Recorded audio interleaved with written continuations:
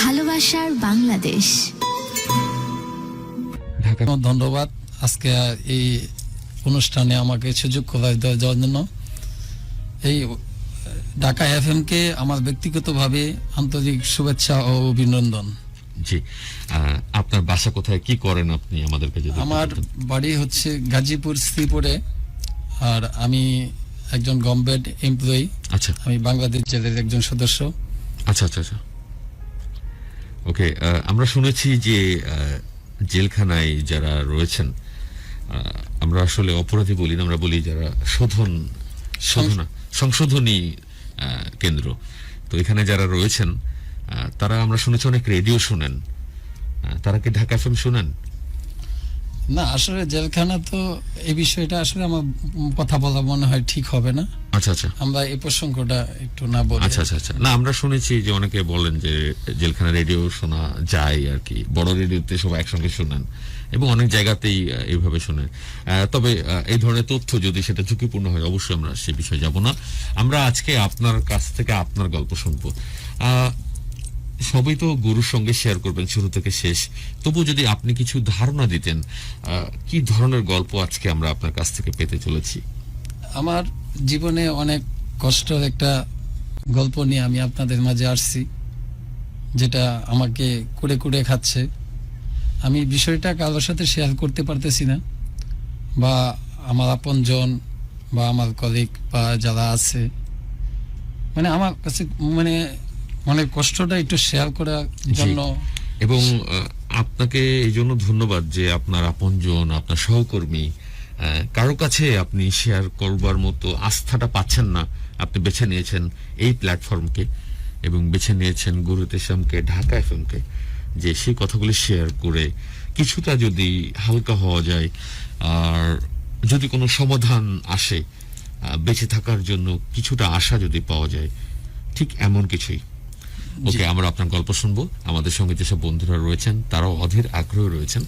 ভালোবাসা বাংলাদেশে কিভাবে জয়েন করব শুরুতে বলেছি, আর একবার জানিয়ে দিই।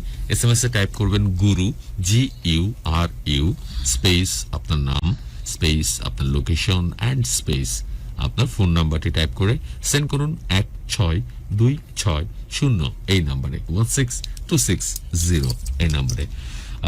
ফেসবুকে লিখতে পারেন, আমাদের ফেসবুকের ঠিকানা facebook.com/ILoveDhakaFM। এখানে ইনবক্সে আপনার গল্পটি লিখে পাঠাতে পারেন ফোন নাম্বার সহ। অবশ্যই যোগাযোগ করবার জন্য একটা নাম্বার কিন্তু দিতেই হবে, তা নাহলে কিন্তু আমরা আপনাকে খুঁজে পাবো না। এমন অনেক গল্প আমরা পাই কিন্তু যোগাযোগের জন্য কোনো অপশন খোলা থাকে না। আর আমরা যেখানে SMS-টা পড়ি সেটা কিন্তু আমাদের ফোনের মতো না যে যিনি SMS পাঠিয়েছেন তার SMS তার নাম্বারটি আমরা দেখতে পাই, সেটা কিন্তু এই সুযোগটি আমাদের এখানে নেই। এই জন্য আমরা বলি আপনার ফোন নাম্বারটি টাইপ করুন। শুভেচ্ছা, অনেক অনেক স্বাগতম জানাচ্ছি মারুফ আপনাকে। মারুফ, আপনাকে আরেকবার আনুষ্ঠানিকভাবে আমন্ত্রণ জানাচ্ছি অনুষ্ঠানে এবং আপনার কাছ থেকে শুনতে চাই আপনার জীবন। আপনাকে অনেক ধন্যবাদ। জি মারুফ, আমি একদম আপনার অলরেডি আমরা আপনাকে পরিচয় করিয়ে দিয়েছি। আপনি আপনার মতো করে আপনার জীবনের কথা শুরু করুন, শুনতে চাই। যে আমার নাম লুৎফর রহমান, আমার বাড়ি শ্রীপুরে, গাজীপুরে। তা আমি একটি প্রত্যন্ত অঞ্চল গ্রামে বড় হয়েছি। আমার 3 ভাই 1 বোন, আমি সবার ছোট। আর আমার মা নেই, বাবা আছে, বাবা বৃদ্ধ, অসুস্থ। তা আমি একটা ছোট্ট চাকরি করি বিধায় আমার বাড়ির প্রতি একটা আলাদা দায়িত্ব আছে, সেই দায়িত্বটা আমার পালন করতে হয়। বিশেষ করে আমার বাবার প্রতি ট্যাকেরটা আমার করতে হয়। আমার বাবা যখন অসুস্থ তখন ওনাকে দেশের বাইরে নিয়ে, চেন্নাইতে নিয়ে ট্রিটমেন্ট করতে হয়। ওনার লিভার সিরোসিসের একটা রোগ আছে, লিভারটা বড় হয়ে যায় ওনার। আমি ছোট চাকরি করি, আর আমার 2টা ভাই আছে, 2টা ভাই বাহিরে থাকে, তারাও কিছুটা হেল্প করে। দেশে থাকা বিদায় আমার একটু বেশি করতে হয় আর কি। তা আমি 2006 সালে SSC পাস করি। পড়াশোনা বেশি একটা করতে পারি না, ইন্টারমিডিয়েট পাস করছি চাকরিতে আইসা। 2008 সালে আমি বাংলাদেশ জেলে যোগদান করি।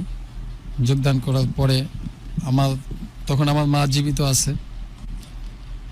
তখন আমার ফ্যামিলি কথা চিন্তা করি, আমার দুইটা ভাই যে বাইরে থাকে, তখন মেজু ভাই বিয়ে করে নেই, বড় ভাই বিয়ে করছে। তখন ফ্যামিলি অ্যারেঞ্জ করে আমাকে একটা বিয়ে করে দেয়। বিয়ের পরে মোটামুটি বছর খানেক, 2 বছর ভালোই সংসার, আমার জীবন ভালো চলছে। তখন যত দিন যাচ্ছে তখন মনে করেন আমার ওয়াইফ আমার ফ্যামিলি থেকে দূরে চলে যাচ্ছে। দূরে যাওয়ার পরে মানে আমার কন্ট্রোলে ভালোই চলে গেল। সে আমার বাড়িতে থাকবে না, তার বাবার বাড়িতে থাকবে। তখন আমি তার সাথে মানে তার বাবার বাড়িতে আমি যেতাম না, ওইখানেই সে থাকতো। থাকার পরে তার সাথে আমার একটা গ্যাপ তৈরি হয়েছে। গ্যাপ তৈরি হওয়ার পরে আমার ছেলে সন্তান হয়েছে, তার নাম হয়েছে মাহমুদুল হাসান। তার বর্তমান বয়স 10 বছর। তারপর সে আর আমার বাড়িতে আসলো না। তখন অনেক সময় দেন দরবার করে এলাকার লোকজন, গণ্যমান্য চেয়ারম্যান নিয়ে তখন নিয়ে আসলাম। নিয়ে আসার পরে সে মানে আমার সাথে ঘর সংসার করবেই না, বা যদি করতে হয় তা আমার সহ মানে তার বাবা বাড়ি থেকে থাকতে হবে, সে আমার বাড়িতে থাকবে না, আর নয়তো আমার সাথে থাকবে। তখন আমার মা জীবিত আছে, তখন মা তো বৃদ্ধ, বাবাও অসুস্থ। তখন আমি চিন্তা করলাম যে যখন আমি যদি তাকে আমার সাথে নিয়ে আনি, তখন আমার বাবার ওষুধ বা সাংসারিক টাকা পয়সা দেওয়া এটা আমার পক্ষে সম্ভব হবে না। তখন অনেক কাছে হওয়ার পরে সে ওইখানেই থাকে। থাকার পরে আমি তাকে পারি না, পরে লোকজন নিয়ে আনার পরে একদিন আমার মায়ের গায়ে হাত দিল, মানে আমার ওয়াইফ। তখন আমি চিন্তা করলাম যে আমার মায়ের গায়ে, যেহেতু বৃদ্ধ মায়ের গায়ে হাত দিল, আমার সাথে তর্ক হচ্ছে। তর্ক হওয়ার পরে এক পর্যায়ে মা বললো যে থামাতে, আসলো, পরে মাকে গায়ে হাত দিয়ে দিল। তখন আমি বললাম যে এটা তো আসলে খুব দুঃখজনক যে সন্তানের সামনে তার মায়ের গায়ে তার ছেলের বউ হাত দিবে। আসলেই এটা খুবই দুঃখজনক একটি ঘটনা। আমরা একটু শিওর হতে চাই, গুরু আপনি কি শুনতে পাচ্ছেন আমাদের? কোনো কারণে গুরু লাইনটা বোধহয় একটু ডিসকানেক্টেড। আমরা গল্পটি এই জায়গায় একটু পজে রাখবো, যেহেতু গুরু বোধহয় ডিসকানেক্টেড। আমরা চেষ্টা করছি গুরুকে আবার সংযুক্ত করে বাকি গল্পটি শুনতে।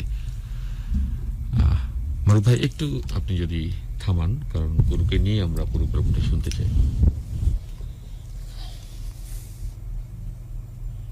হাফেজ মোহাম্মদ মাহফুজুর রহমান লিখেছেন, মূল গল্পতে যেতে চাই, মারুফ একদম আপনার জীবনের কথাটা একটু শুনতে চাই। মাঝে আমি কয়েক সেকেন্ড মিস করেছি, আপনার কণ্ঠস্বর পরিপূর্ণভাবে আমি কথা শুনতে পারছিলাম না। আমার মনে হয় জুয়েল আমি অনেক রাইট কথা পরিষ্কার শুনতে পাচ্ছি। জি ওকে, শুনতে চাই আরো, আপনি আপনার মতো করে শুরু করুন, একদম আপনার জীবনের কথা, যে কষ্টের কথা, যে ভালো লাগার কথা আপনি আজকে আমাদের শুরু করতে। আমি সরি 5 সেকেন্ডের জন্য হারিয়ে ফেলেছিলাম। তখন আমার বাবা মা যেই মানে আশায় আমাকে বিয়ে করালো, সেই আশাটা কিন্তু আমার বাবা মার পূর্ণ হলো না। আমার মায়ের খুব স্বপ্ন ছিল যে তার 3টা ছেলে, একটা ছেলে অন্তত সরকারি চাকরি করবে। এটা আমার মায়ের খুব ইচ্ছে ছিল, কারণ আমার বাড়িতে যারা আছে বা আমাদের বংশের মধ্যে যারা আছে, প্রত্যেকটা মানুষের সাথে একটা বাড়িতে একটা ছেলে অন্তত সরকারি চাকরি করে। তখন 2008 সালে যখন আমি চাকরিতে যোগদান করি, তখন আমার বাড়ি অনেক দূরে, শ্রীপুরে। বুধবারে বোর্ডমিল হাট করে একটা বাজার আছে। তখনকার সময় আমাদের এলাকার আর কোনো হাট নেই, একটা মাত্রই অবলম্বন ছিল যে বর্মি বাজার থেকে সপ্তাহে একদিন বাজার করবে। রাস্তাঘাট খুব খারাপ ছিল, মানে যে কোনো প্রয়োজনে কেনাকাটার জন্য আপনি যেতে। হ্যাঁ, বর্মি বাজার থেকে। তখন আমার বাবা সকালবেলা বাজারে চলে গেল। তখন আমার মায়ের কাছে কিন্তু আসলে টাকা ছিল না। তখন আমার এক বড় ভাই বলল যে ঢাকা থেকে বাংলাদেশ জেলের লোক নিয়োগ দিবে। তখন আমি সকালবেলা বললাম যে আম্মা, কালকে তো লোক নিবে, তো তুমি যদি আমাকে কিছু টাকা দিতা তাহলে আমি তো ওইখানে গিয়া দেখতাম আমার চাকরিটা হয় কিনা। তখন মনে করেন যে ওইখানে আপনার মাত্র 250 টাকা ছিল। আমার মায়ের আঁচল থেকে বের করে আমাকে 250 টাকা দিছে। 250 টাকা দেওয়ার পরে আমি তৎকালীন সময় ঢাকা থেকে বা বর্মি থেকে মহাখালী গুলিস্তান পর্যন্ত প্রভাতী বনশ্রী চলত। তখন আমার প্রশ্ন মনে আছে যে 75 টাকা ভাড়া ছিল আমার মহাখালী পর্যন্ত, 75 টাকা ভাড়া ছিল। তো 250 টাকার থেকে 75 টাকা আমি খরচ করে ফেলেছি মানে মহাখালী আসা পর্যন্ত। পরে আমার একটা এলাকার একদিন আমাদের মানে ইউনিয়ন পরিষদের চেয়ারম্যান আমার সদ্য বড় ভাই সাধারণ সরকার, আমার যারা তো ভাই সম্পর্কে ওখানে পোষে, ওনার ছোট ভাইয়ের বাসা ছিল মিরপুর শেওড়াপাড়ায়। তখন আমি মানে আমার চিন্তা হচ্ছে ঢাকা শহরে এখানে থাকতে হবে, আর নয়তো রাজারবাগে আমার একটা বড় ভাই চাকরি করে পুলিশে, ওনার বাসায় আমি থাকবো। তখন ওইখানে আমি গেলাম। আর মনে হয় তৎকালীন মহাখালীর থেকে আমার মিরপুর শেওড়াপাড়া যেতে হয়তো 20-30 টাকা খরচ হয়েছিল। হওয়ার পরে আমি ওনার বাসায় গিয়ে রাত্রে ছিলাম। থাকার পরে আমি পরের দিন সকালে ওইখানে মাঠ হবে, ঢাকা আলী আমার দেশের মাঠে, ওইখানে গেলাম। তখন ওইখানে তো আপনার 100 টাকা খরচ হয়ে গেল আমার, তখন আর 150 টাকা আছে আমার কাছে।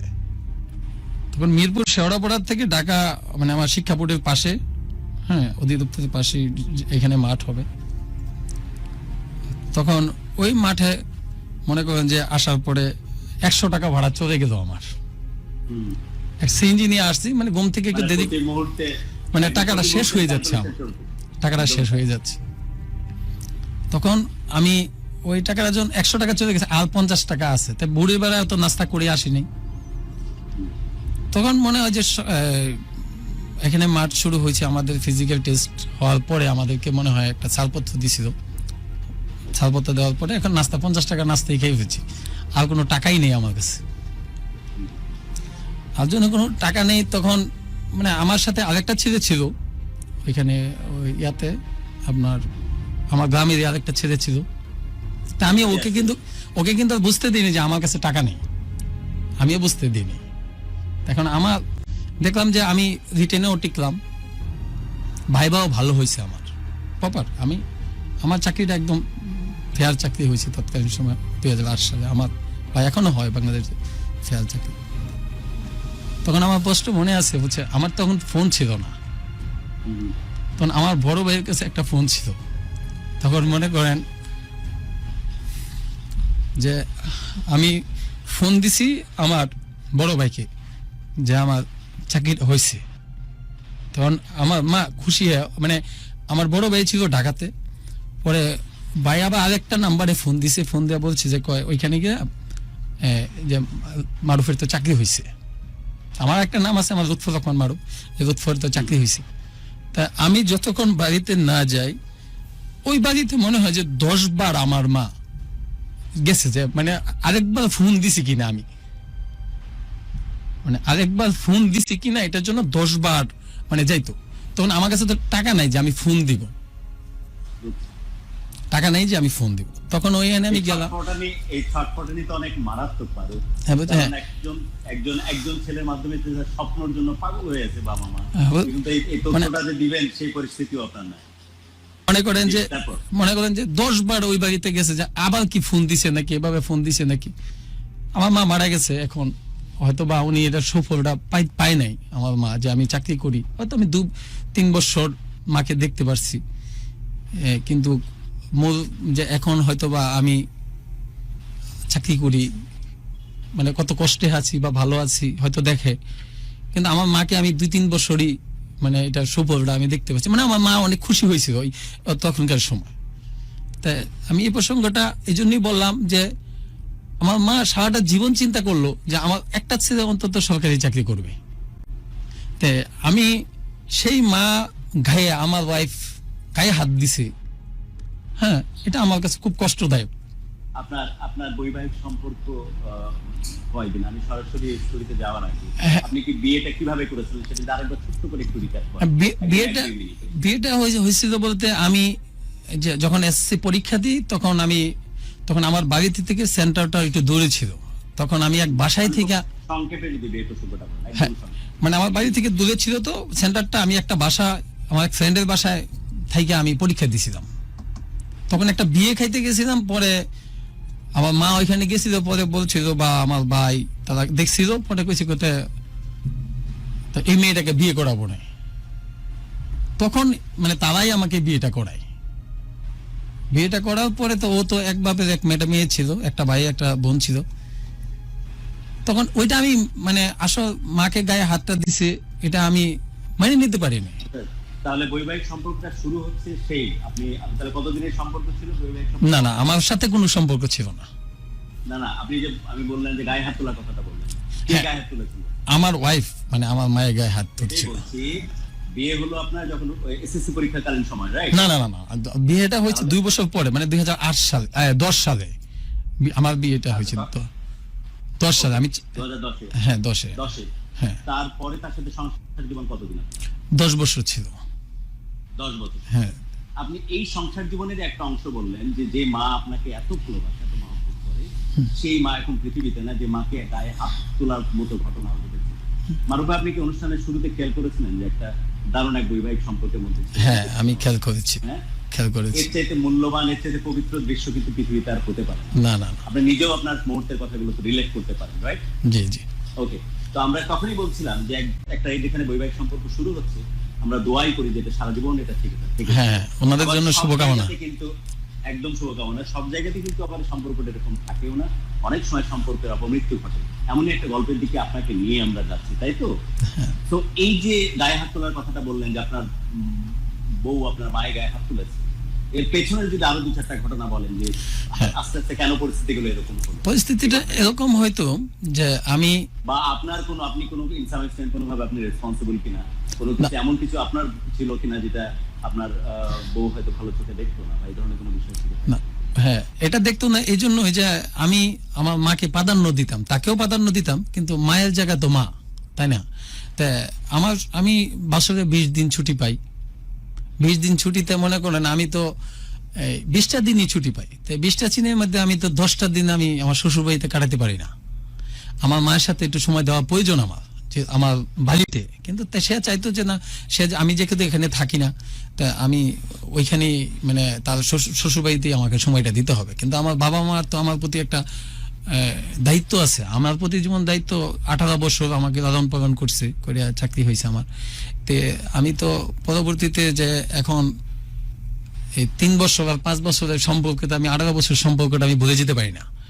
সেই জন্য আমি যে না, আমি তো ছুটি কাটাতে আসছি, আর তোমাদের বাড়িতে যাবো যদি কোনো প্রোগ্রাম থাকে বা থাকে আমি যাব, কিন্তু আমি আমার মায়ের সাথে আমাকে সময় দিতে হবে, বাড়িতে আমাকে আসতে হবে।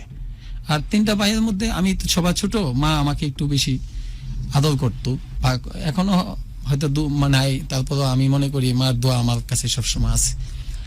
তো তারপর এই প্রশ্নটা গেল, যাওয়ার পরে একদিন হঠাৎ করে আমি ঠিকই মানে এই আরেকটা দিন আমার বোনের বাড়িটাও একদম সাথে, মানে যেমন এই 1 নম্বরের গোল চত্বরটা আর আপনাদের অফিসটা এতটুকু দূরত্ব আমার বোনের বাড়িটা। তো এখন ওইখানে আমার সামনে আবার আমার বোনের গায়ে হাত দিল একদিন।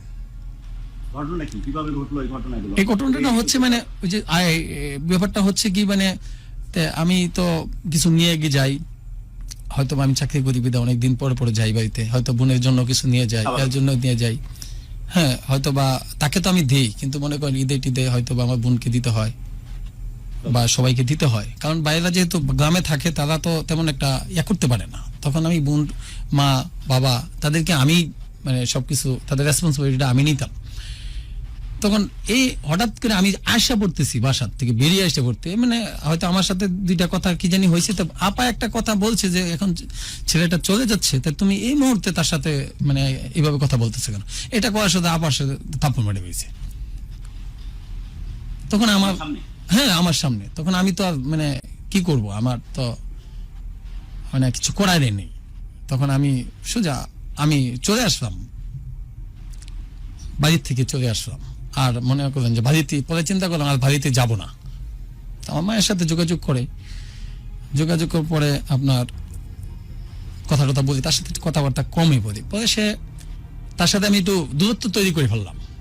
এই 2টা কাহিনীর পরে যে একটা মানুষ হয়তো বা অ্যাক্সিডেন্টই হয়তো আমার মায়ের সাথে হয়েছে, আমার বোনটাকেও মানে সে পোলাপোল, এখানে আমার বড় ভাই দাঁড়ায় দিয়েছে, মানে সবার বড় যে ভাই, তারপরে পাশের বাড়ি এক চাচি, ওদের সবার সামনে হয়তো তারা শুনতেছে কথাগুলি এখনো, আমি একটা মিথ্যা কথা বলতেছি।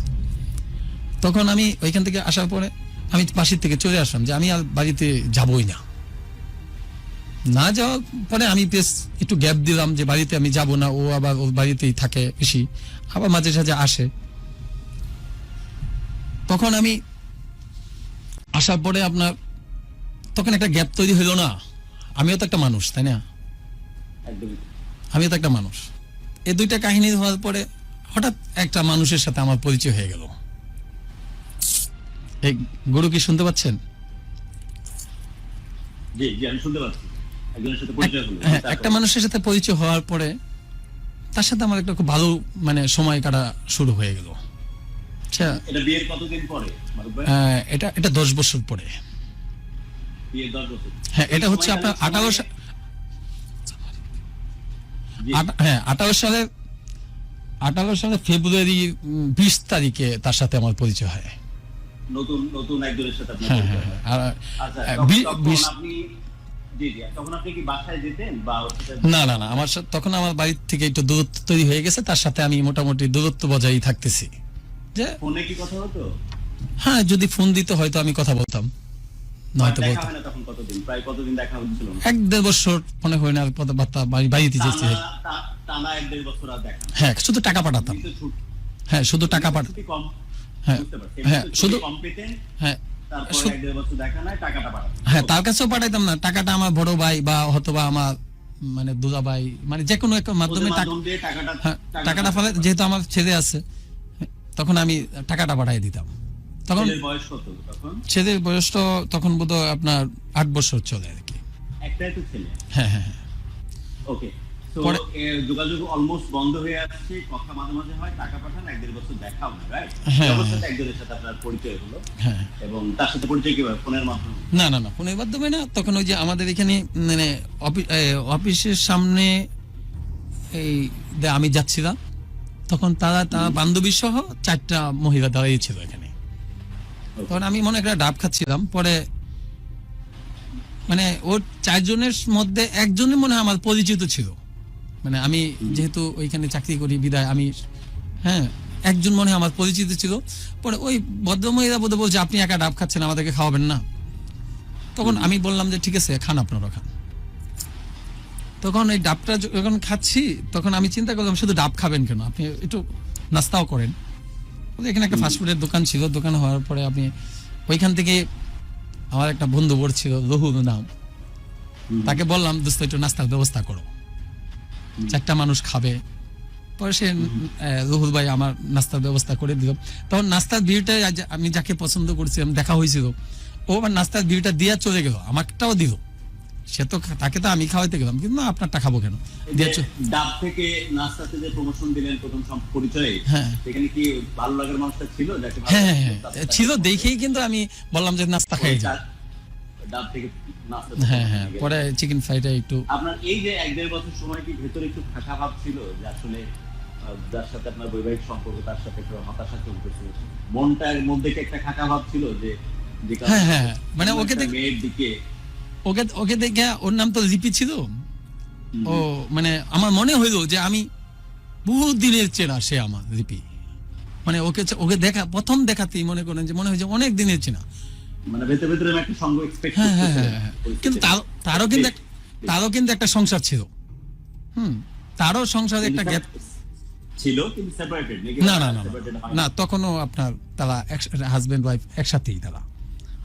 তখন আমার সাথে যখন পরিচয় হওয়ার পরে তখন ওর নাম্বারটা এক্সচেঞ্জ করলাম, মানে আমার নাম্বারটা নিল, তার ফেসবুক আইডিয়া দিছিল, আমারটা আমি তাকে দিলাম।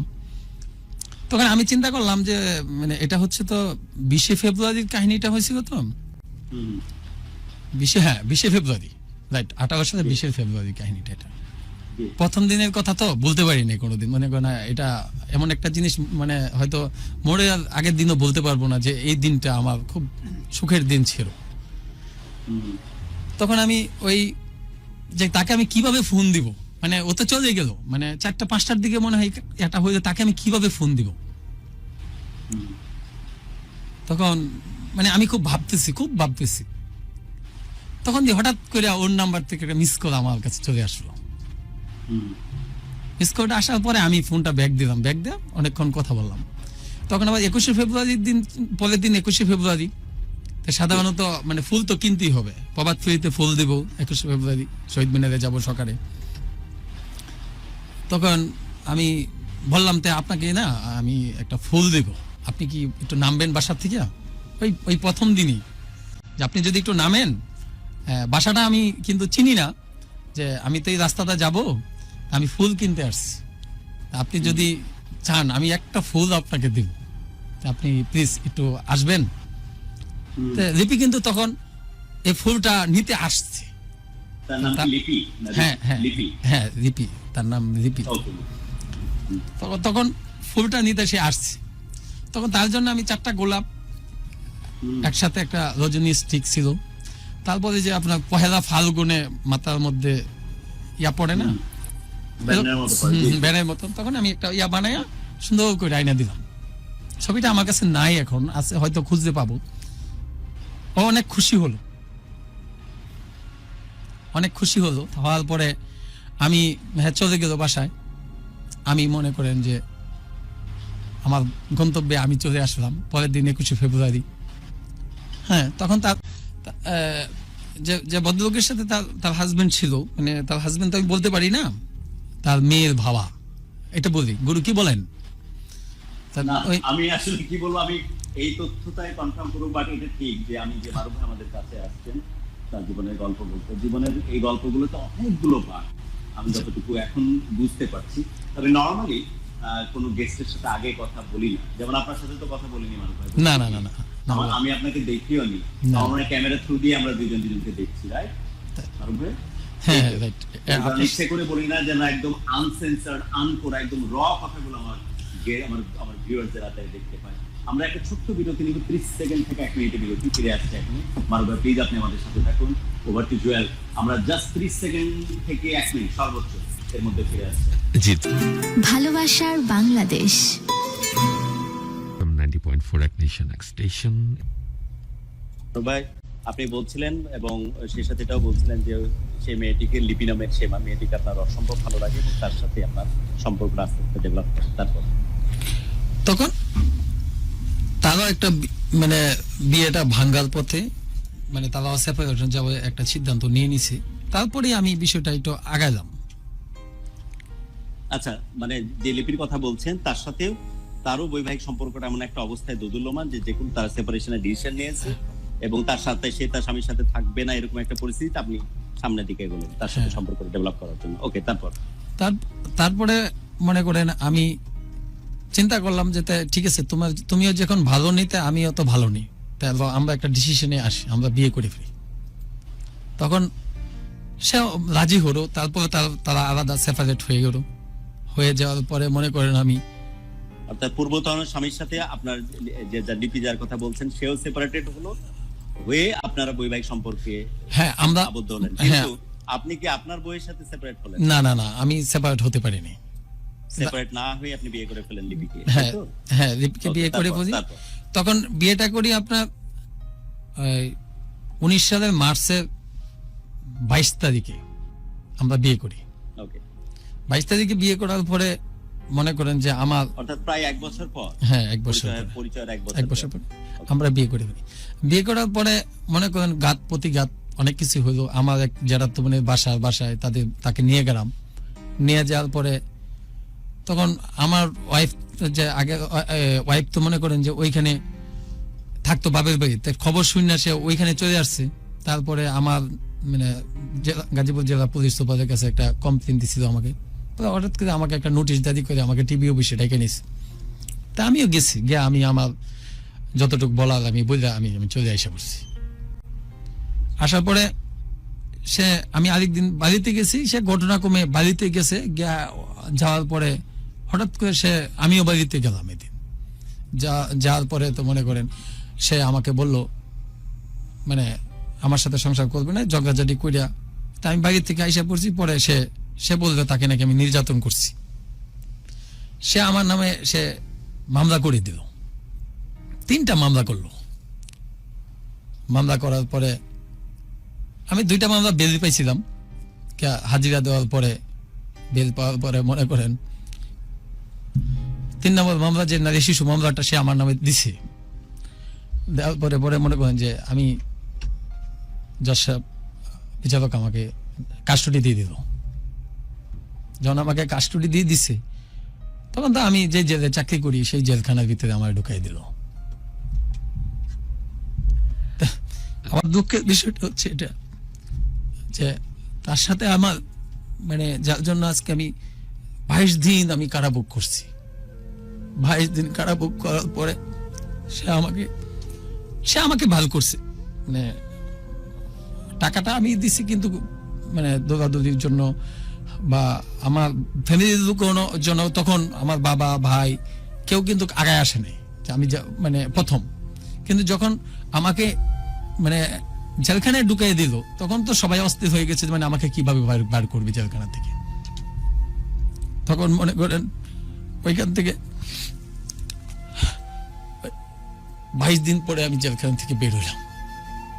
বের হওয়ার পরে ভালোই চলতেছিল আমাদের সংসারটা মোটামুটি। তখন ওই মামলা থেকে আমি চাকরি থেকে সাসপেন্ড হয়ে গেলাম। তখন আমরা মানুষ 3, আমি যেখানে কর্মরত ছিলাম সেখানেই আমার, হ্যাঁ সেই জেলখানাতে যেখানে আমি বেতন পাই, রেশন খাই, সেই জেলখানাতে আমি 22টা দিন জেল খাটি। কি হিসেবে কর্মরত ছিলেন ওখানে? আমি জেল অর্ডার, সেখানে কারারক্ষীর চাকরি করি বিদায়। কারারক্ষী হিসেবে ছিলেন সেই জায়গাতে? হ্যাঁ, যে এখানে আমি ডিউটি করতাম। কারাগারের কুঠুরিগুলো আপনার পরিচিত, এরকম একটা কুঠুরিতে আপনাকে থাকতে, হ্যাঁ ওইখানে আমি যে বন্ধুদেরকে নিরাপত্তা আমি দিতাম। কয়েদিগুলোকে তো ওই কয়েদিগুলো তো আপনাকে চেনে, হ্যাঁ চিনতো, সবাই চিনতো। হ্যাঁ যারা কয়েদি ছিল, তাদের চোখে যখন তারা দেখে যে আমাকে যারা টেক কেয়ার করতো তারা এখন জেলের মধ্যে, এই কষ্ট এবং এই দুঃখ বা এই লজ্জাটা তো তখন অনেক বেশি আপনার তীব্রভাবে। তারপরে আমার একটা সুখ ছিল, যখন আমি অনেক কষ্ট পাইতাম। তারপরে ও যখন সকালবেলা আমাকে দেখতে আসতো, মানে আমার বাসাটা তো ছিল জেলখানার সাথে, বাহিরে বাসা ছিল আমার। তখন ও যখন আমার সাথে আমাকে দেখা করতে আসতো তখন আমার এই কষ্টটা থাকতো না। মানে আমি ফুললি আমার মানে একটা মানে যত কষ্টই হইতো আমার যখন লক আপ হয়ে যেত, বা আমি কারোর সাথে ফোনে কথা বলতে পারতাম না, খাবার দাবার মনে করেন যে স্বাভাবিক খাবারটা তো আমি খেতে পারতাম না, যে কারণ আমি জেলখানার ভিতরে আমি এখানে চাকরি করি, সবাই আমি যাদের আমার কলিগরা সেখানে একসাথে ডিউটি করতাম, তারা আমার বাড়ি চলে গেছে যাচ্ছে, আমি কিন্তু যেতে পারতেছি না। আমিও 6 ঘন্টা ডিউটি করতাম বা 8 ঘন্টা ডিউটি করতাম ভিতরে, কিন্তু একসময় সবাই একসাথে বের হয়ে যেতাম, কিন্তু আমি বের হয়ে যেতে পারতাম না। তখন আমার খুব কষ্ট হইতো। তারপরে যখন পরের দিন সকালে ও আমার সাথে দেখা করতে আসতো, আমার সেই কষ্টটা কিন্তু দূর হয়ে যেত, আর কোনো কষ্ট থাকতো না আমার। মানে আমার এত ভালো লাগতো যখন, মানে মনে হয় যে আমি অনেক কিছু পাইছি। কিন্তু মনে করেন যে সেখানে আমরা মোটামুটি 22 দিন পরে আমি বের হলাম। বের হওয়ার পরে তখন তো মনে করেন ওপেন হয়ে গেলাম। তখন তো আমার চাকরি থেকে আমার সাসপেন্ড করলো। তখন অর্থনীতির একটা প্রেসারে পড়ে গেলাম আমি। আমার মনে করেন যে বেতন অর্ধেক পাই, তখন বাসা ভাড়া তখন 7,000 টাকা বাসা ভাড়া, তখন আমি টাকা পাইতাম 12,000 টাকা। তা আমার ছেলে মানে মাদ্রাসার বেতন ছিল 3,000 টাকা। তা থাকতো, বয়স কত তোমার ভাই? হ্যাঁ 10 বছর বয়স। 10 বছর। হ্যাঁ, তো ও তো আমার কাছে থাকতো, ও আমাকে ছাড়া থাকতে পারে না। তা ওই 22 দিন কিন্তু ও জানতো না যে আমি জেলখানার মধ্যে আছি। ওই মাদ্রাসা খাওয়া দাওয়া করতো সব, আর আমাকে বলতো না যে আমি যে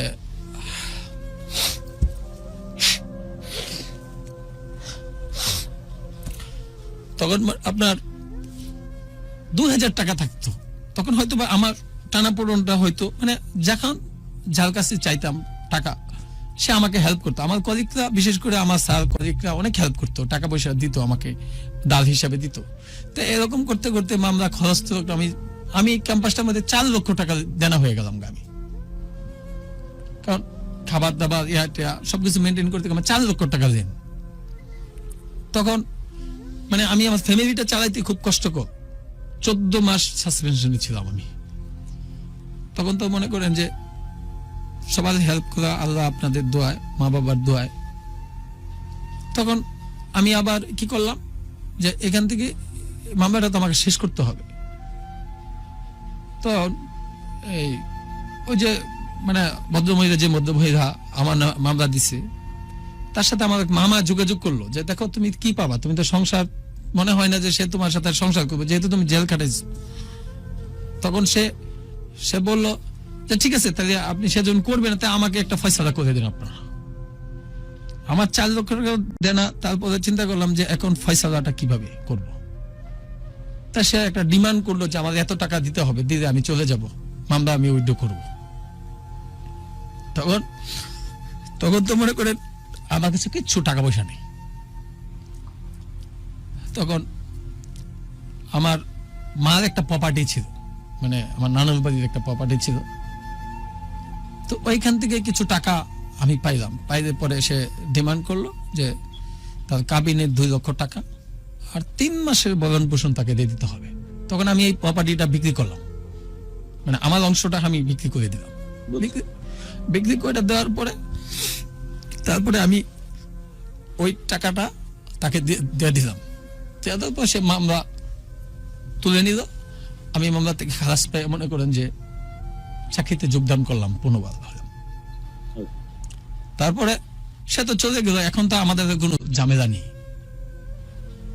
তখন কি করব আমি, তখন যখন আমি বেতন মানে রানিং হইলো, আমার বেতনটা রানিং হলো, তখন তো মনে করেন যে যাদের কাছে আমি দেনা করছি এই দেনাটা তো আমার রয়ে গেছে।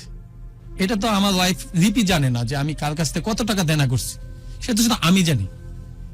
তখন আমি যখন আগে কিন্তু মানে যখন সাসপেনশন অবস্থায় ছিলাম তখন তো বেতনের টাকাটা আইনা তার কাছে দিয়ে দিতাম যে তুমি একটু যেভাবে ভালো করে পারো একটু সংসারটা চালাও, আমি সম্পূর্ণ টাকাই দিয়ে দিতাম।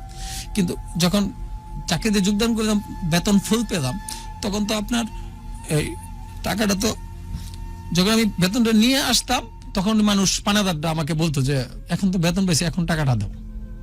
আমি বেশি টাকা লেন করতাম না, 5,000 10,000 এরকম। বাসায় আসতাম আমি একদম নিজ পকেটে। সে আমাকে যে ভুলগুলো বুঝছে সেটা তো জানে না, আমি তাকে বলতে পারিনি যে সে যে আমাকে ছেড়ে চলে গেছে রিপি, মানে কিছু ভুল বুঝাবুঝির কারণে। আমি এখানে আপনার মাধ্যমে তাকে আমি বুঝাতে চাচ্ছি যে আমি টাকাটা পাবো কোত্থেকে। যখন মানুষের কাছ থেকে আমি টাকা নিছি সেই টাকাটা আমি আয়সা খালি পকেটে আসতাম, তখন তোমার কাছে তো আমি টাকা দিতে পারিনি, আয়সা বললাম। তাই তখন কি করতাম, তখন আবার যে আমি রেশন বা লিপির সাথে যে বর্তমান জীবন, সেই জীবনটাতে এগুলো নিয়ে হতাশা কি যে ওর মধ্যে কোশ্চেন আসবে যে এত টাকা পাচ্ছে, বেতনটা দিচ্ছে কোথায়, দিচ্ছে কি করতেছে, নাই করতেছে। কিন্তু আসলে তখন আপনিও পরিষ্কার করেনি, কারণ আপনি তো অন্য কিছু করেছিলেন। আপনি তো বললেনই যে আপনার মামলা নিষ্পত্তি হলো, এই উদ্যোগটা গ্রহণ করতে হয়েছিল, কেন শেয়ার করেননি তখন?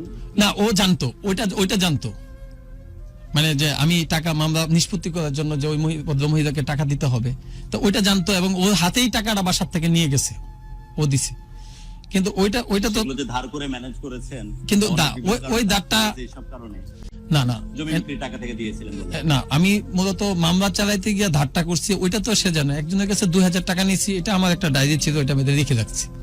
ওইটা নিয়েছি 5,000 নিয়েছি, এগুলো শেয়ার করেননি। না, এগুলি আমি শেয়ার করি নাই তার কাছে, কিন্তু এটা আমার ভুল ছিল। কিন্তু আমি সে এই একটা ভুল বুঝছি, তখন হঠাৎ করে আমাদের মাঝে একটা দূরত্ব তৈরি হইতেছে। ঘটনা কি, মানে সে মানে তার একটা ধারণা হচ্ছে যে আমি মানে তাকে পল করে দিচ্ছি, মানে হয়তো বা তার জন্য কিছু করতেছি না, মানে সে ঠকে গেল, মানে এরকম একটা মনোভাব তৈরি হইলো। তার সাথে একটা আমার জগাজগি শুরু হয়, বর্তমান স্ত্রীর সাথে আপনার একটা মনোমালিন্য শুরু হয়ে গেল। তখন আমি হঠাৎ করে একদিন, মানে আমি তো ঘটনাক্রমে টাকা কুটে যাওয়া লাগে মাঝে মধ্যে অফিসের কাজে, ওইখানে কাজ করি। তো হঠাৎ করে আমার একটা ফোন আসলো, আমার চাচি শাশুড়ি, ওরা চাকরি, ওরা বংশালে থাকে, মুরগিটা মুরগির সাথী বাসা। ওই ভদ্রলোক আবার একটা কলেজে এমএলএসএস চাকরি করে। উনি আমাকে ফোন দিচ্ছে তুমি একটু বাসায় আইসো। তা উনি আবার বাজারে একটা দোকানদারি করে ভদ্র মহিলা, উনি যে আমাকে কত গালিগালাজ করছে, আমি অত্যন্ত বাগান্ত মন নিয়ে বলতেছি আপনাকে, আমার মা বাবা আমাকে কোনোদিন এত গালিগালাজ করেনি। যে তুমি প্রতি মাসে রিপিকে 3,000 টাকা করে টাকা দিবা। উনি আমাকে বলতেছে, আমি কি কাকি দেখেন আমার দেনা পাই শেষ, আমার আর 3 মাস সময় লাগবে, আর 60-65,000 টাকা ঋণ আছে, এই টাকাটা হয়তো দিলে আমি 3,000 টাকাই দিব, এবং যোগদান করার পরে রিপিকে হাত খরচের জন্য আমি 1,500 টাকা দিতাম, যে রিপি তুমি আসলে তোমাকে তো আমি তেমন কিছু দিতে পারি না, তা তুমি তো কিছু খরচ মানে আছে তোমার, তা আমি প্রতি মাসে যোগদান করার পর থেকে তাদের 1,500 করে টাকা দিতাম, 1,500 টাকা দিতাম। এটা আমার রেশন বিক্রি করে দিতাম, মানে আমার কাছে তো টাকা থাকতো না, তখন আমার যে মানে খাবার পরে যে অবশিষ্ট রেশনটা থাকতো আমার, এটা আমি বিক্রি করে দিতাম, বিক্রি করে ওই টাকাটা আমি রিপিকে এনে দিতাম। তখন সে মনে করেন যে নিত খুশি।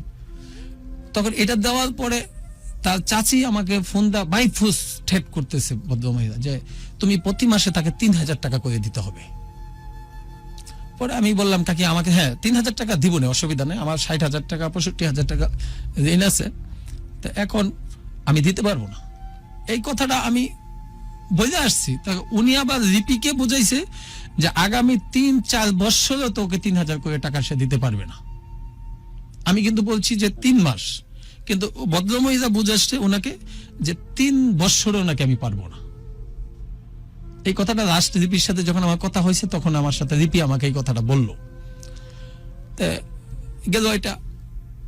তারপরে আমার একটা ছোট্ট এফডিআর ছিল, একটা এফডিআর করছিলাম চাকরির শুরু থেকে, এটা কিছু টাকা ছিল আমার, এটা অগ্রণী ব্যাংকে আমি কিছু টাকা রাখছিলাম, এটা একটা স্কিম পাইছিলাম যে এটা ডাবল হবে, এটা ডাবল হবে। তখন আমি ওই টাকাটা ভাঙছি, পরে রিপিকে আমি যেদিন আমি টাকাটা উত্তোলন করছি, মানে এটা ম্যাচুইট হয়েছে যেদিন, সেদিন আমি রিপি তুমি আমার কাছে কি চাও বলো, আজকে তোমাকে আমি দিব। পরে না তোমার যা খুশি। পরে আমি 50,000 টাকা, আমি 18,000 টাকা বেতন পাই, আমি 50,000 টাকা তাকে দিছি যে তোমার যা খুশি তুমি কিনে নাও। আমি মন থেকে কথাটা বলছি এবং মন থেকে টাকাটা দিছি। এই টাকাটা যেদিন দিছি আর পরের দিনে চলে গেছে, তাকে, হ্যাঁ সে চলে গেছে। আমি কইলাম যে ঘটনা কি, বাসায় গেলাম, গেলে রিপি নাই, আমি সে চলে গেছে। বিশ্বাস করবেন রোজার দিন ছিল, আমি এত কষ্ট পাইছি যে রিপি আমাকে ছেড়ে চলে গেল, এত কিছু পরে আমার অত্যন্ত কষ্ট লাগছে। আমি রোজা রাইখে আমি নবীনগর মোটরসাইকেল চালায় গেছি ফার্স্ট রোজার দিন, আমার কষ্ট লাগে। হ্যাঁ সাবান নবীনগরে, সাবান নবীনগরে গেছি, পাই নাই, কোথাও পাই না। সে কি করলো, সে সোজা এখানে এসে তার চাচার বাসায় বসে গেছে। তখন আমি তার চাচার বাসাটা চিনতাম না, যখন আমি চিনতাম না, আমাকে চিনাইছি না, কিন্তু সে ওইখানে চলে গেছে। তখন আমি কি করলাম যে আমি জীবনটাই রাখবো না। তখন আমি এয়ারপোর্ট থেকে একটা বিমানের টিকিট নিয়ে বরিশাল গেলাম। আমার মনে হইল যে সে বরিশাল গেছে। বরিশাল যাওয়ার পরে তার আম্মা, তার ভাই আমাকে অনেক গালিগালাজ করছে। তা আমি একটা সুইচ আপ অ্যাটেম্প নিয়ে গেছি ওইখানে, যে আমি আজকে হয়তো রিপিকে নিয়ে আসবো না, যে মরে যাব। তখন আমি তাৎক্ষণিকভাবে সেখানে আমি বিস্মান করি তাদের বাড়িতে। হ্যাঁ তাৎক্ষণিক আমি সেখানে বিস্মান করি। করার পরে মনে করেন যে তাৎক্ষণিকভাবে, যে মানে আমি যখন করে ফেলছি, রোজার দিন, রোজা রাইখা সারাদিন কিচ্ছু খাই নেই, তখন তো মানে আমি দেখতেছি যে আমি মরে যাচ্ছে, মানে আমি মানে খুব খারাপ অবস্থা। তখন আমি 999 ফোন দিয়ে আমি সাথে সাথে মানে ওসি আগরজোড়া স্যারকে শরণাপন্ন হইলাম যে স্যার প্লিজ আমাকে হেল্প করেন, আমার তো এখানে কেউ নাই।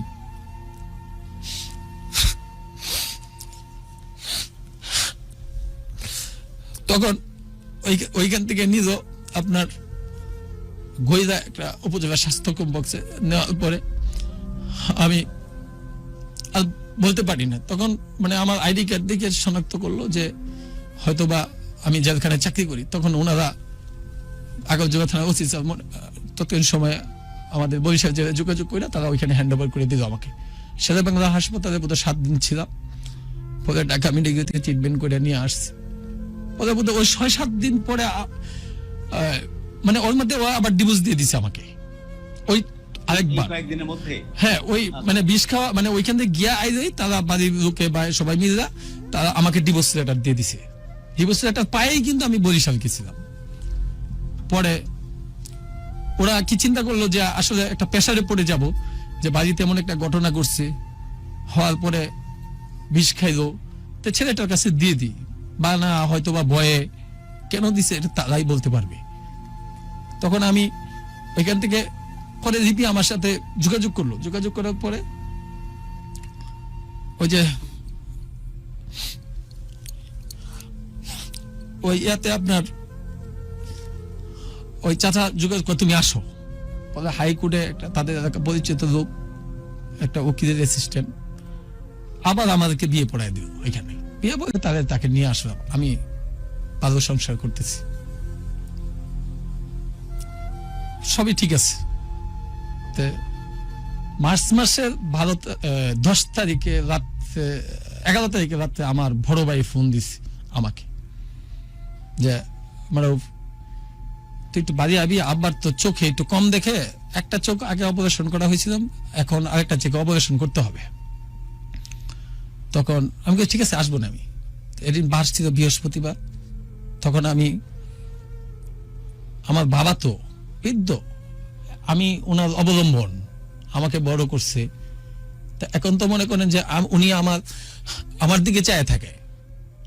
আমাদের বাইরা মানে কৃষি কাজ করে বা বাড়িতে যাই করে, কিন্তু আমি চাকরি করি মানে যাই, ওরা তো জানে না যে আমি কি করি।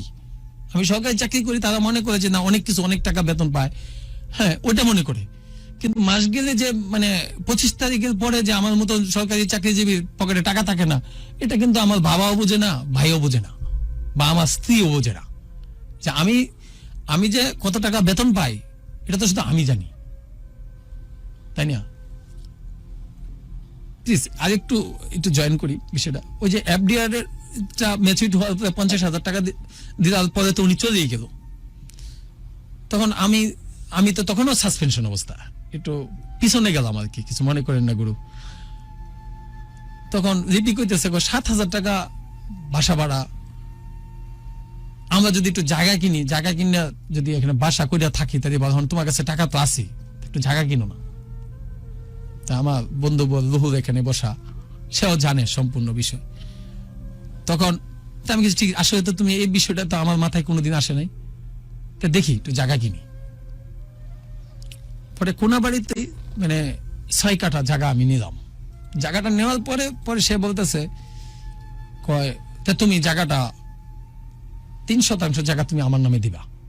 জায়গাটা মানে ওইটা যে সে যে তার নামে জায়গা নেওয়ার জন্য সে আমাকে বললো যে জায়গা কিনো। আপনি বুঝেননি প্রথম বুঝছি, হয়তো বা চিন্তা করছি হয়তো এটা হ্যান্ডেল করতে পারবো আমি বিষয়টা, যে আমি বিষয়টা হ্যান্ডেল করব। তারপর জায়গাটা আমি কিনলাম, কেনার পরে কইছে তুমি কি আমার নামে 2% জায়গা দাও আমাকে। আমি বলছি হ্যাঁ জায়গা তো তোমার নামে আমি দিব, বিষয়টা এটা নিয়ে আমার কোনো আক্ষেপ নেই, কিন্তু একটু সমস্যা আছে এখানে। সমস্যাটা হচ্ছে যে জায়গা আমি কিনছি, তুমি ওইখান থেকে তোমাকে নামে আমি তুমি যাকে জায়গা দিব না। জায়গাটা আমি আমার নামে কিনছি, রেস্টটি আমার নামে হবে, আমার কাছ থেকে তোমাকে দান সূত্রে আমি তোমাকে 2% জায়গা দিব। মানে এটা আমার পরিকল্পনা যে তাকে তো তুমি কিনলা জায়গাটা, আমি কিনা আমি তোমাকে দিব, আবার দিব। আমি হাজবেন্ড তার ওয়াইফকে জায়গা দিতে রেস্ট্রি খরচ বেশি লাগে না, 5-7 হাজার টাকা লাগে। আমি কথাও বলছি একজন মুক্তাদের সাথে, এক লয়ারের সাথে। পরে সে বিষয়টা মানলো না মানাতে পরে আমি জায়গা দিব কি করে, করোনায় শুরু হয়ে গেল। জায়গাটা তো খারিজ না করে তো আমি তাকে জায়গাটা দিতে পারি না। যখন জায়গাটা কিনছি করোনার মধ্যে, যখন ফার্স্ট লকডাউন ছাড়লো, ওই 2 দিন পরে আমি রেজিস্ট্রি করছি। রেজিস্ট্রি করার পরে এ পর্যন্ত খারিজটা করতে পারি নাই, তা আমি তো দিতে পারি না। তাহলে শুধু 50,000 টাকা দেয়া চলে যাওয়া ব্যাপারটা না, এই যে জায়গা হ্যান্ডওভার করতেছেন না, সেই না এটা একটা বড় কারণ। না দাদা গুরু, এটা হচ্ছে পরের ব্যাপার।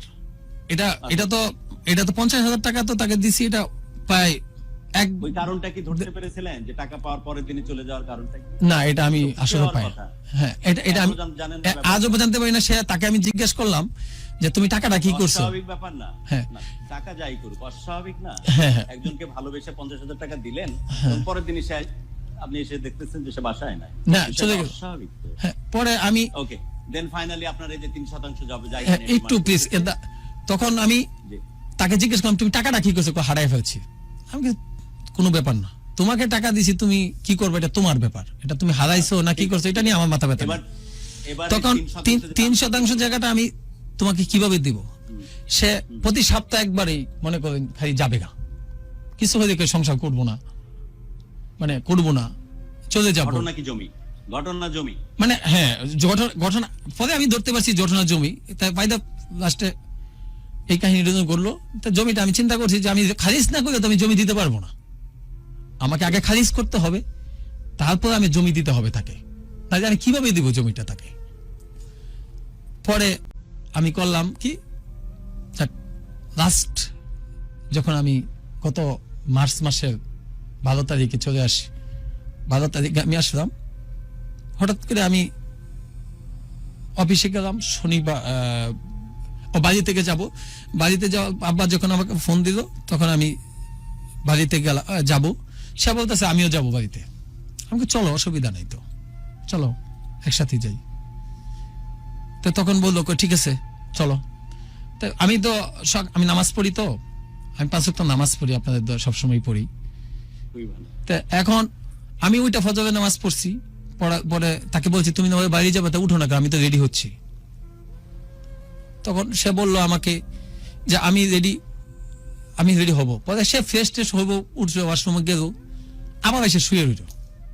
তা আমার চিন্তা হচ্ছে যে শুক্রবারে আমি যাব, জুম্মার নামাজে আগে আমি চলে আসবো, মানে এরকম চিন্তা যে আমি শুক্রবারে তো আমাদের বন্ধ হয় না, হয়তো 2-1 ঘন্টার জন্য আমি অফিস থেকে বলে গেলাম, আবার চলে আসবো, কিন্তু তুমি তো আমাকে লেট করে ফেলতেছো। মানে কি প্রসঙ্গ পরে আমার মানে এরকম মানে কথা, ঠিক আছে একটু নাস্তা বানাইনি, নাস্তা কিছু খায় না খায় যাবো।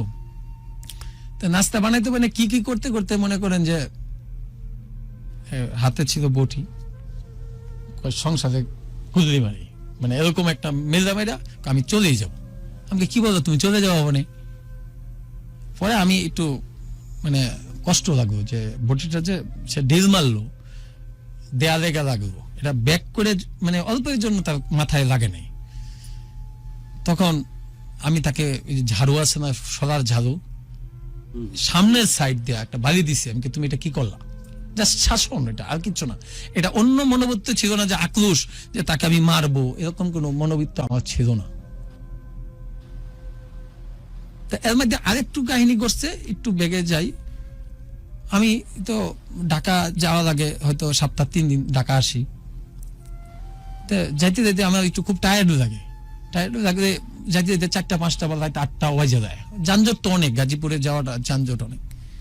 তা আমি গিয়ে কি করি, মানে একটু ফ্রেশ ট্রেশ হইয়া একটু টেলিভিশন দেখি, একটু বিনোদনের জন্য একটু সিরিয়াল টিরিয়াল দেখি। তো হঠাৎ করে একদিন দেখলাম যে আমি কি করব, যে কয় তুমি এপাশে ঘুমাও, আমি একটু ফেসবুক চালাই ওইদিকে গিয়া, তুমি তো টেলিভিশন দেখো, আমার ঘুম হচ্ছে না। আমাকে যাও, অসুবিধা নেই, পাশের রুমে যাও, ঠিক আছে। তো ঠিক 1টা বাজে হঠাৎ করে আমার কাছে শব্দ হচ্ছে যে সে কার সাথে জানি ফোনে কথা বলতেছে, তখন আমি বললাম যে মানে দরজায় নক করলাম। পরে আমাকে বারবার বলতেছে কে কে কে, মানে সে বলতেছে আমি কে, আমরা দুজনেই বাসার মধ্যে, সে বলতেছে আমি কে। পরে আমি বললাম তুমি কার সাথে কথা বলতেছো? পরে বললো কই না, আমি কারোর সাথে কথা বলতেছি না, সে কারোর সাথে কথা বলছে না। তারপর আমাদের সাথে একটু ঝগড়াঝাটি হলো।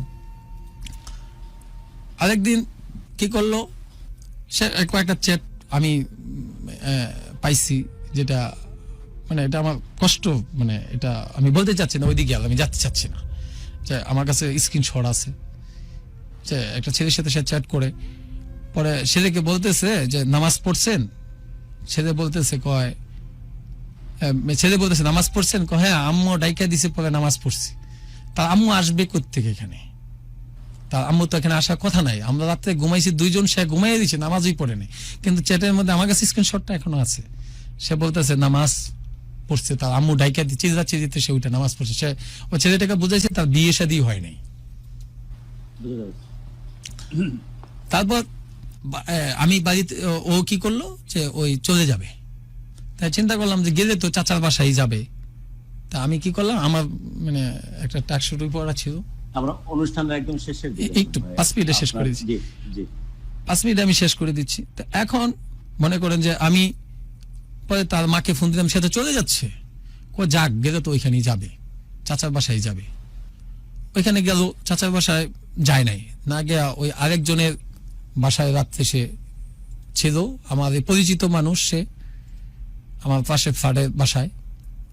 পরের দিন সকালে যখন আমি অফিসে গেলাম, সে বাসার থেকে বেরিয়ে বাসার থেকে আমার তার জামা কাপড় যা ছিল, গয়নাগাটি যা ছিল, সেইগুলি নিয়ে সোজা তার চাচার বাসায় চলে গেছে।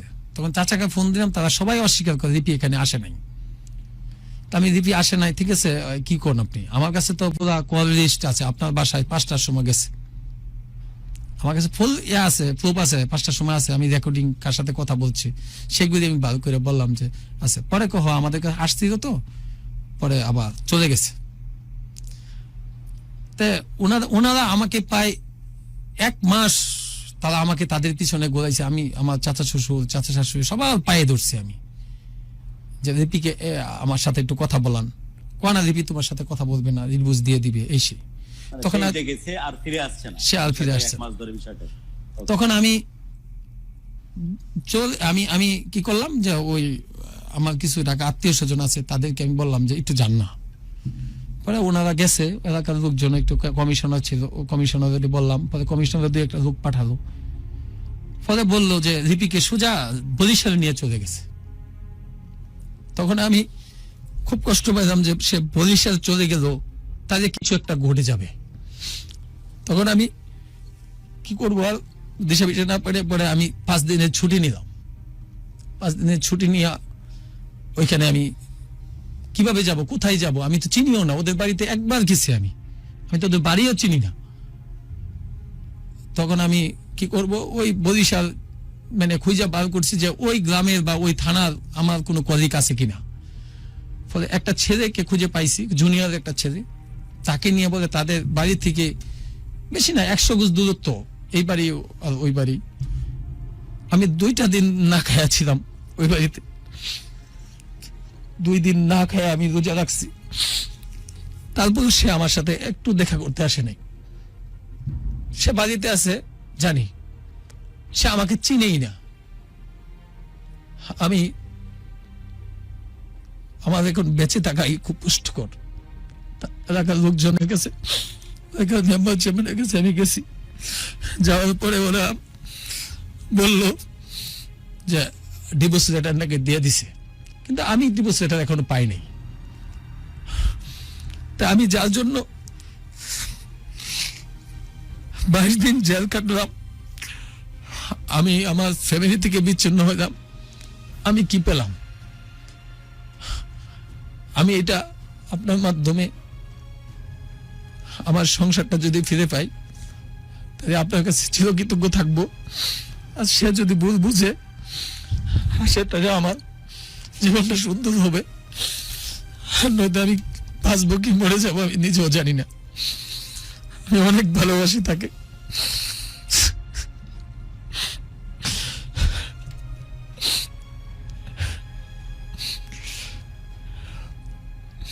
এই হচ্ছে আমার জীবন।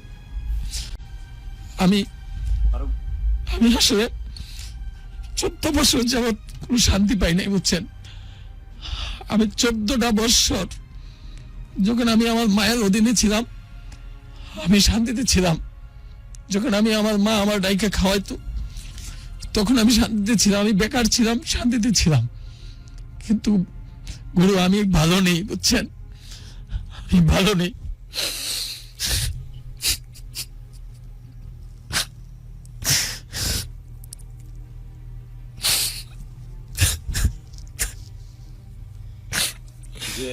যাকে আমি আমরা ওই নাম্বারে যে গুরু আমরা চেষ্টা করেছি, কিন্তু আমরা সংযোগটি পাচ্ছি না, আমাদের চেষ্টা অব্যাহত রয়েছে, আমরা তখন থেকে এখন পর্যন্ত চেষ্টা চালিয়ে যাচ্ছি। আমি যে কোনো মূল্যে আমি আমার জীবনটা আমাকে বাঁচান, বুঝছেন। আমি কারো কাছে বলতেও পারি না, আমি একা একা চলি।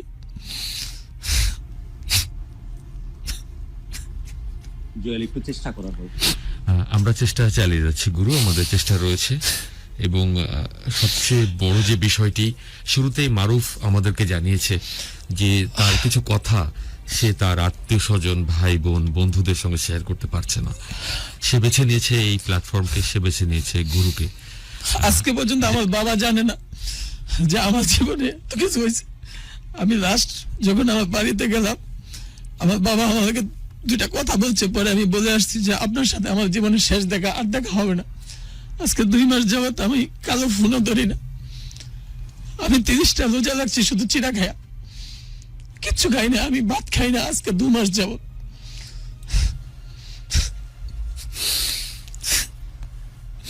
আমি যে ফ্ল্যাটে থাকি, একা থাকি, আমার জীবন দেওয়া অতিষ্ঠ হয়ে গেছে বলছে।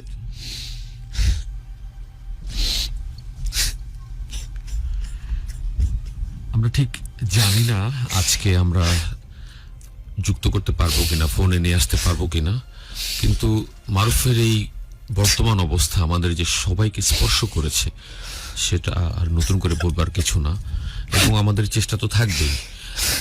অবশ্যই আমরা পুরো ঘটনা ওই পক্ষ থেকেও আমরা জানতে চাই যে মারুফের আসলে কোনো ভুল ছিল কিনা। গুরু, আমাদের চেষ্টা তো রয়েছেই যোগাযোগ করবার। আপনি যদি কিছু বলতেন মারুফকে, আমাদের সবাইকে। আমি আপনাদের মাধ্যমে আমি কাউকে খাটো করার জন্য এখানে আসিনি। সে আমার স্ত্রী, আমি তার প্রতি সম্মান রেখে, আমি যদি কোনো ভুল করে থাকি, কোথাও যদি কেউ আঘাত পেয়ে থাকে, আমি আন্তরিকভাবে দুঃখিত। কিন্তু আমি অনেক 2 মাস যাবত চেষ্টা করতেছি আপনাদের সাথে যোগাযোগ করার জন্য। দাদা আমাকে সুযোগ করে দিচ্ছে, আপনার মতো মানুষের সাথে আজকে আমার পরিচয় হলো। যদি আমার সংসারটা আমি ফিরে পাই, আমি চিরকৃতজ্ঞ থাকবো। এই আমার কথা দাদা। মারুফ, আমি জানি না যে এত ভরসা আমি কোনোভাবে ডিজার্ভ করি কিনা, কিন্তু এটা সত্য কথা মারুফ। আপনার এই কথা, আপনার কান্না এবং আমার কষ্ট এবং সমানভাবে মনের মধ্যে অনুভূত হচ্ছে মারুফ। এবং বিশ্বাস করুন, আপনার লিপিকে যদি ফোনে কোনোভাবে আমরা কমিউনিকেট করতে পারি প্রোগ্রাম চলাকালীন সময়ে, আপনার হয়ে আমার যেভাবে তার কাছে অনুরোধ করা লাগে, অনুনয় বিনয় করা লাগে, কর জোড়ে হাত জোর করে যে তাকে অনুরোধ করা লাগে, আমি আপনার জন্য সেই কথাগুলো তাকে বলতে চাই। আমি জানি মারুফ যে প্রত্যেকটা মানুষের জীবন, এবং আমরা বিশ্বাস করি, আমি সহ আমরা সকলেই কোনো না কোনো প্রবলেম, কোনো না কোনো সমস্যা থাকবে মানুষের জীবনে। এটা খুবই নর্মাল, খুবই স্বাভাবিক একটি ঘটনা। এবং আপনি এটা সত্যি যে প্রথম বিয়ের সাথে যখন আপনার প্রথম মেয়ের সাথে বৈবাহিক সম্পর্ক থেকে যে আপনি সেপারেটেড না হয়ে দ্বিতীয় বিয়ের মধ্যে আপনি প্রবেশ করলেন, সেটা আমরা আইনের দৃষ্টিতে এবং সামাজিক দৃষ্টিকোণ থেকে এটা স্বাভাবিকভাবে নিই না। এটা সত্য যে আপনার এটা হয়তো ভুল ছিল, এটাকে কোনোভাবে কভার করার কোনো প্রয়োজন নাই, এটা ভুল ছিল। এবং এটা সত্যি কথা যে গত 1.5-2 বছর, যেমনটা আপনি বলেছেন, গত 1.5-2 বছর যখন আপনাদের মধ্যে সম্পর্কটা কোনোভাবেই আর ফাংশন করতেছিল না, তখন বাধ্য হয়ে এরকম একটা সম্পর্কের মধ্যে আপনি জড়িয়ে পড়েছিলেন, কারণ আপনার হয়তো প্রয়োজন ছিল এরকম একটা জীবনের মধ্যে নিজেকে জড়িয়ে ফেলার। বাট কিন্তু এর মধ্যে এটা কোনোভাবে আমরা কে জাস্টিফাই করতে পারি না যে এই রকম সিচুয়েশনে আমরা কোন রকমের আইনের তোয়াক্কা না করে, সামাজিকতার তোয়াক্কা না করতে, কোন রকমের সেপারেশনের প্রসেসে না গিয়ে আরেকটি সম্পর্কের সাথে জড়িয়ে পড়বো। এটি ছিল ভুল। এবার এটাকে অস্বীকার করার কোনো সুযোগ নাই। আপনার একমাত্র সন্তান, যে সন্তানটা আপনাদের এই বৈবাহিক সম্পর্কের সেপারেশনের জন্য যে পরিমাণ কষ্ট পাচ্ছে, এই কষ্ট যে আপনাকেও প্রভাবিত করে, এমন ভালো বাপ আপনি, আমি বিশ্বাস করি। কারণ যে বাবা মার কথা আপনি বলেছেন, যে মা আপনার চলে গেছে, যে বাবার কথা বলেছেন, তাদের কথা বলতে গিয়ে বারবার আপনার চোখে পানি চলে এসেছে, বারবার আপনার বুক চাপড়াতে দেখেছি, বারবার আপনাকে কান্না এবং আস্ফালন করতে দেখেছি। তার মানে আমি বিশ্বাস করি যে বাবা হিসেবে আপনি সত্যি খুব ভালো বাবা। কিন্তু এই সন্তানটাই ব্রোকেন ফ্যামিলির জন্য, এই সেপারেশনের জন্য যে পরিমাণে কষ্ট পাচ্ছে, সেই কষ্টটার কতটুকুই আপনি লাঘব করতে পারছেন, তাকে কতটুকুই বা বাবার ভালোবাসাটা দিয়ে মায়ের সে বিচ্ছিন্নতার কষ্ট ভুলিয়ে রাখতে পারছেন, সেটি অবশ্যই একটা বোঝার দাবি রাখি। আর সর্বোপরি এই যে মেয়েটির কথা বলছিলেন, যে আপনার এখন বর্তমান স্ত্রী লিপি, যদিও আপনার কাছে এখনো সেপারেশনের লেটার এসে পৌঁছায়নি, কিন্তু আপনি জেনেছেন যে ইউনিয়ন পরিষদের অলরেডি সেপারেশনের কপি জমা। না, ইউনিয়ন পরিষদ এখান থেকে আমি জানি নাই। ওই আচ্ছা, বাট তাদের মাধ্যমে তারাও আমাকে বলে নাই, কিন্তু ওই মানে ওই এলাকা আমার যে লোকজন ছিল যাদের কাছে গেছে, তারা গেছে, তাদের কাছে বলছে, তাদের কাছে তারা বলছে যে সেপারেশনের প্রসেসে যাচ্ছে, বিষয়টা এরকম। আচ্ছা, অলরেডি পাঠিয়ে দিয়েছে। তা আমি একটু 1 মিনিট কথা বলতে পারবো? তা আমি আমার দায়িত্ব থেকে আমি সরে যাইনি। আমি পহেলা বৈশাখে ওর জন্য টাকা পাঠাইছি, ঈদেও টাকা পাঠিয়ে দিছি, তারপরে আমি সেই টাকা কি রিসিভ করছে? না না না, একটা টাকা রিসিভ করছি না, এটা আমার কাছে ফেরত আসছে, আমিও রিসিভ করিনি। আর কিছু গিফট আমি ঈদের জন্য তাকে জন্য পাঠাইছি, সেটাও শুনলাম যে নেই নাই আর কি। আমার কাছে ফোন আসছে ওই কুরিয়ার থেকে যে আপনার গিফটটা তো ওরা রিসিভ করে নাই, এখন আমরা কি করব? পরে আমরা কিছু আরেকটু দেখেন, যদি রিসিভ করে তো করলো, আর নয়তো আমি আমার দায়িত্ব থেকে সরে নাই।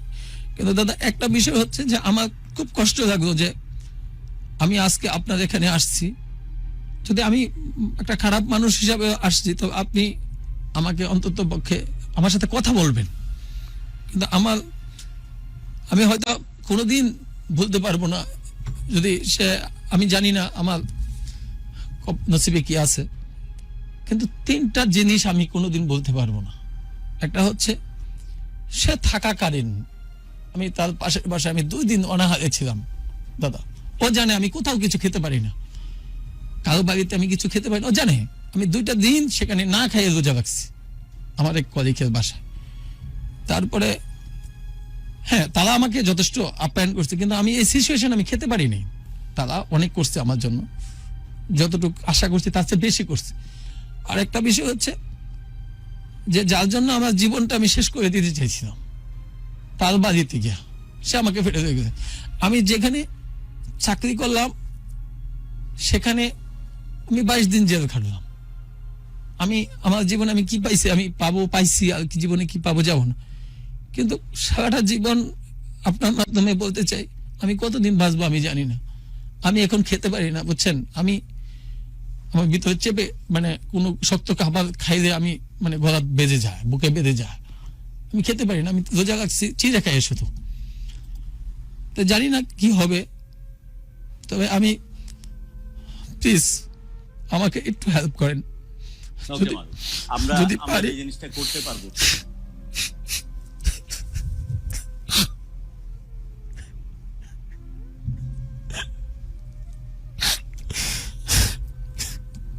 মারুফ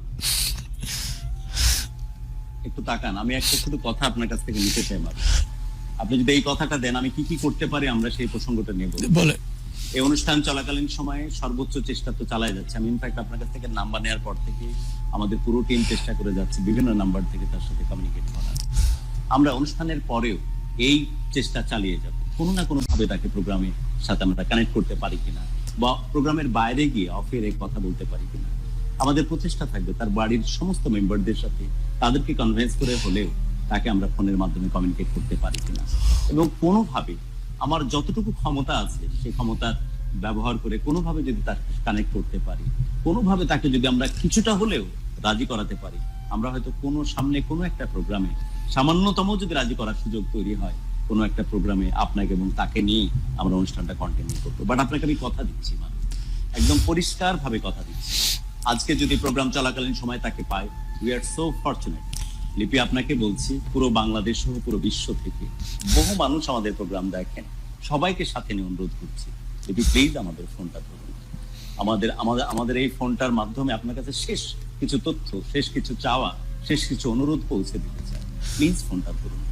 আর যদি আপনাকে এই প্রোগ্রাম চলাকালীন সময় না পায়, আপনার পরিবারের সাথে কমিউনিকেট করা এবং আপনার কাছ থেকে সোর্সগুলো আমরা জানবো, তাদের মাধ্যমে লিপির সাথে একবার কথা বলার চেষ্টা করব। এবং আপনার হয়ে বিশ্বাস করুন, যতটুকু আমার ক্ষমতায় কোলায় তার সর্বোচ্চ দিয়ে করজোড়ে সেই মেয়েটির কাছে রিকোয়েস্ট করব যে আমার এতেশাম নামটা যদি আপনাদের কানে কখনো বেজে থাকে, লোকগুরু এতেশামের নাম যদি কোনো না কোনো ভাবে শুনে থাকে, বহু মানুষের ভালোবাসার কারণ হয়েছে যে নাম, সে নামের দোহাই দিয়ে তার কাছে আমি হাত জোড় করে বলবো, যদি সম্ভব হয় একবার যেমন ফিরে এসেছিলেন, আরেক দফায় এই মারুফ ছেলেটির কাছে ফিরে আসেন আপনি।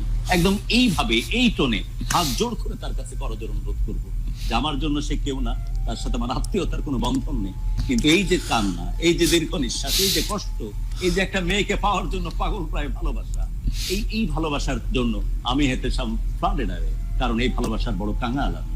এই ভালোবাসা মানুষের চোখে দেখতে চাই, পরস্পরের সাথে এমন ভাবে আবিষ্ট থাকো, প্রেম আর মহব্বতের দারুণ এক উপাখ্যান তৈরি হোক, তার জন্য আমি সারা জীবন মুখিয়ে থেকেছি।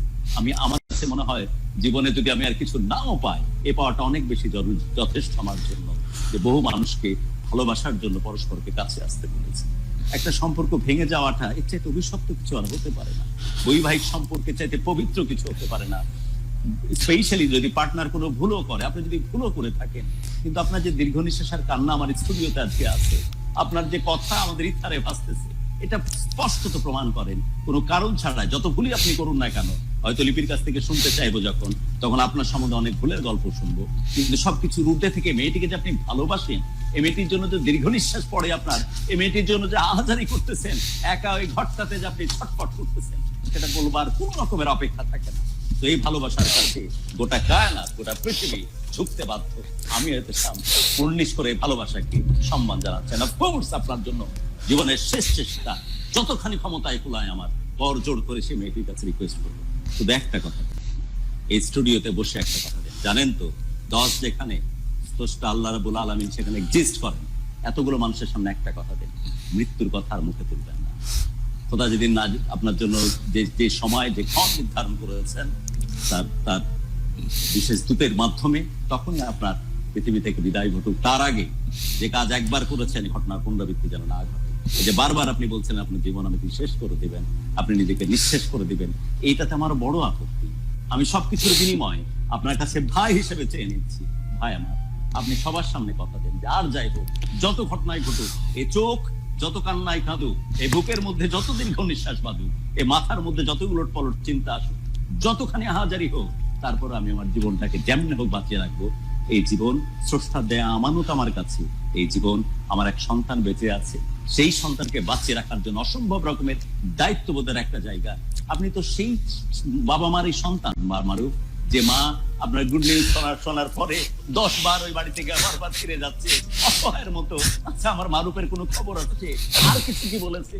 আর আপনি এতই অসহায়, আপনার একটা পয়সা পকেটে নাই, যার একটা ফোন করে বলে মারে আমার চাকরি হয়ে গেছে, আমি ভালো আছি। তো সেই সন্তান, যে সন্তানের জন্য ছটফট করেছে আপনি সবচেয়ে কনিষ্ঠ সন্তানের কারণে, সেই বাবা মার সন্তান হিসেবে আপনি আপনার সন্তানকে কোনোভাবেই ডিপ্রাইভ করতে পারেন না, কোনোভাবেই কষ্ট দিতে পারেন না। এই পৃথিবী থেকে যদি চলে যান মারো, ওই সন্তানের দিকে তাকিয়ে থেকে হলেও আমাদের কাজকে সিদ্ধান্ত দেন ওপেন প্ল্যাটফর্মে যে হ্যাঁ তেসাম, আমি কথা দিচ্ছি সবাইকে সাক্ষী রেখে, আল্লাহ রাব্বুল আলামিনকে হাজির নাজির জেনে 5 ওয়াক্ত নামাজ পড়েন। আপনি ব্লেসড। আমি অভিশপ্ত। আমি অনেক কিছুই মানি, বাট ওই সময় নামাজটা পড়া হয়ে ওঠে না। যখন শুনি যে একজন 5 ওয়াক্ত নামাজি, তখন তার কাছে আমি অটোমেটিক ছোট হয়ে যাই। আল্লাহ রাব্বুল আলামিনের সাথে আপনার দিদার হয়। আল্লাহ রাব্বুল আলামিনের সাথে মেরাজের সবচেয়ে বড় মাধ্যম নাম এই সালাত, এই নামাজ। সেই মানুষ কোনোভাবে নিজেকে সবচেয়ে জঘন্য যে অপরাধ, জঘন্য যে পাপ, সে পাপ মারুফ করতে পারে না। মারুফ, আপনি শুধু এই কথাটা দেন, কথা দিচ্ছেন যে আপনি আত্মহত্যা করবেন না। আপনি একটু কথা দেন, তারপর বাকি সব কথা শুনুন। আমি একা থাকি, বুঝছেন? আমি একাকিত্ব মানুষের জীবনে খুব কষ্টদায়ক, বুঝছেন? আমি ইচ্ছে করে হয়তো আমি কিছু করবো না, কিন্তু যদি আমার জীবনের থেকে কিছু হয়, বুঝছেন, আল্লাহ অনেক অনেক অনেক সময় নিয়ে মানুষের এই মস্তিষ্ককে তৈরি করেছে, বুঝছেন? আর যদি আপনি কথা দেন, আপনি একজন নামাজি মানুষ, আপনার দ্বারা আসলে ঘটনা ঘটবে না। আমি ভয় পাচ্ছি কেন? এটা হচ্ছে একটা সাইকোলজিক্যাল ডিসঅর্ডার। একবার যদি কেউ সুইসাইডের চেষ্টা করে থাকে, অ্যাটেম্প নিয়ে থাকে, সুইসাইডাল টেন্ডেন্সি তার নিউরনের মধ্যে যে প্রকোষ্ঠগুলো থাকে সেখানে ঘর করে ফেলে, ওই জিনিসটা বারবার তাকে পোক করতে থাকে। কোনো কষ্ট পেলেই তার নার্ভাস ব্রেকডাউন হয়, সে তখন আত্মহত্যার দিকে তাকে ঠেলতে থাকে, এবং আস্তে আস্তে মানুষগুলো দেখা যায় একটা পর্যায়ে আত্মহত্যা করেই থাকে। শেষ মুহূর্তে হয়তো তখন আর সেখান থেকে ফিরে আসার সুযোগ থাকে না। তাই আপনাকে নিয়ে আমার বড় ভয় মারে। একবার যেহেতু এই ঘটনা ঘটিয়েছেন, আপনার ব্রেনে সেট হয়ে গেছে এইটা, যে আবারও যে কোনো সময় কষ্ট হলেই আপনার পথ শুধু ওইটা খুঁজে যে আমি মনে জীবনটাকে শেষ করে দিই। তাই আমার বড় ভয় আবার না কোনো দুর্ঘটনা আপনি ঘটিয়ে দেন। এবার হয়তো আল্লাহ যদি সাহায্য না করে, আমাদের মারুফকে হয়তো আমরা হারিয়ে ফেলবো। ওই সন্তানটার জন্য হলে আপনাকে বাঁচিয়ে রাখাটা অনেক বেশি জরুরি। আর আপনি একজন নামাজি মানুষ, আপনি কোনোভাবেই এটা করতে পারেন না। You are not permitted man. আপনি কথা দেন, এক্ষুনি এই মুহূর্তে কথা দেন যে না, আমার পক্ষে হবে না, এটা কথা দিলাম, চেষ্টা করব। কথা দেন না, আমি করব না, আমি আমার দ্বারা আত্মহত্যা হবে না। একদম লিটারেলি পরিষ্কার বাংলায় বলেন যে আমার দ্বারা হবে না, আমার দ্বারা হবে না। একদম স্ট্রেট ওয়েতে কথা দেন, আমার দ্বারা হবে না। কি হবে না? আত্মহত্যা। ভেরি গুড, আলহামদুলিল্লাহ, আল্লাহ আপনাকে কবুল করুন।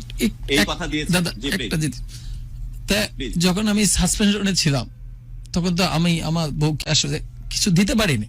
তখন তো আমার বললামই তো যে আমি কি প্রেক্ষাপটে ছিলাম। তারপরে একদিন হঠাৎ করে প্রথম মেসেজ ডে আমাদের, তখন আমি এলাকায় চাকরি করি বিদায় তো অনেকে আমাকে চিনে।